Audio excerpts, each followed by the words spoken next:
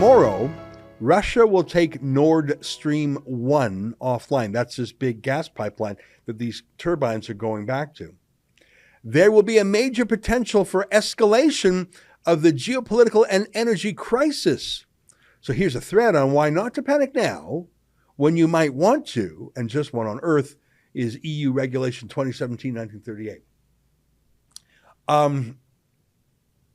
If those turbines hadn't gone back to Germany and on their way back to Russia, it absolutely would have had a shocking domino effect. And I'll tell you about that. Now, it still might.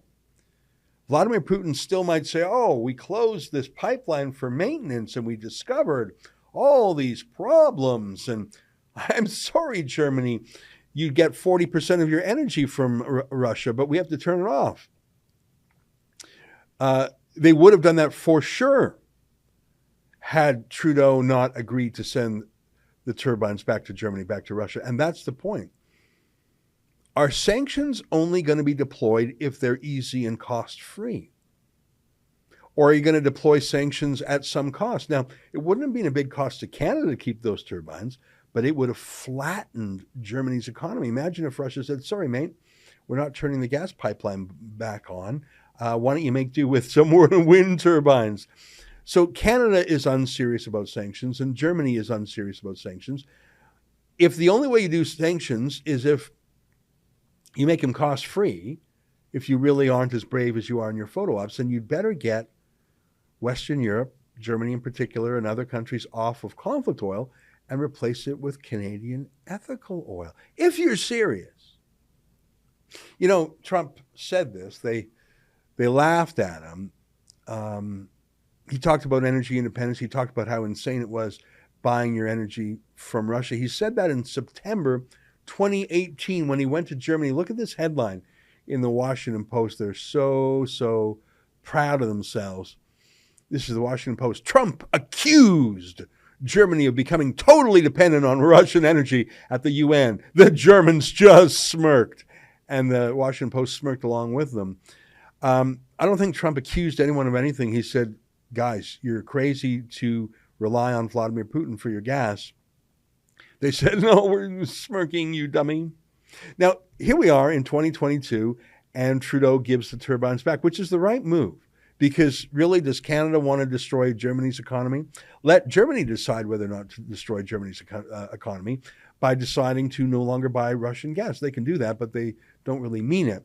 Trudeau is one of the few world leaders who could actually help with the underlying problem.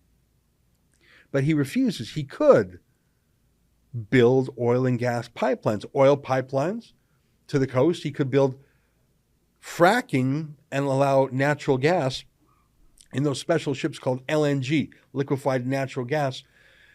We could actually ship both oil and gas to Europe, including to Germany.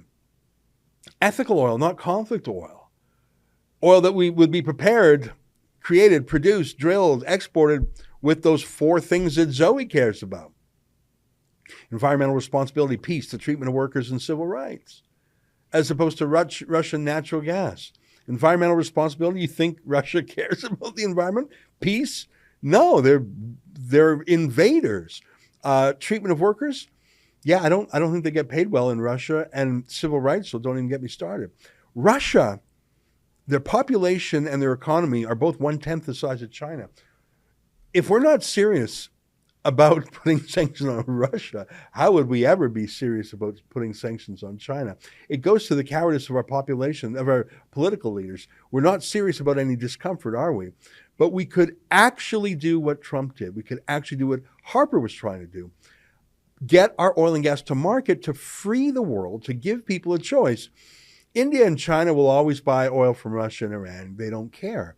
But for places like Germany and others that do, why don't we give them an ethical alternative? The oil sands, Canada has about 171 billion barrels of oil, of which 166 billion are in the oil sands. It's like almost all of it. There is some offshore and there is some fracking. That is stranded because Joe Biden canceled the Keystone XL pipeline that was going to bring 800,000 barrels a day down to America. That could theoretically have gone on to export. But Trudeau himself and Gerald Butts canceled the Northern Gateway pipeline that would have gone to the West Coast, the Trans Mountain pipeline that would have gone to the West Coast. It was actually already there. It was just going to be expanded in size.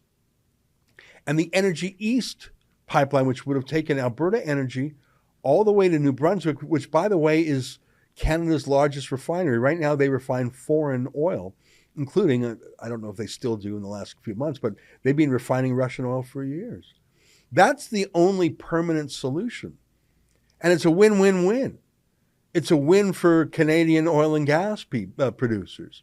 It's a win for the billions of dollars making the pipelines.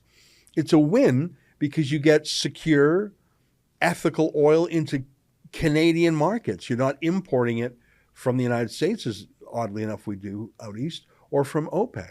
And it's a win for the world because every barrel of oil that you buy from Canada is 1 barrel of oil less than you buy from Russia, Iraq, Iran, Nigeria, Sudan, Venezuela. It's $100 more to Alberta and to Canada and $100 less to the bad guys. What you just saw was an excerpt from my nightly show, the Ezra Levant Show. Every weekday, I do a monologue. Usually it's about half an hour. Then I interview an interesting guest, and then we read my hate mail or my fan mail, whichever is more fun.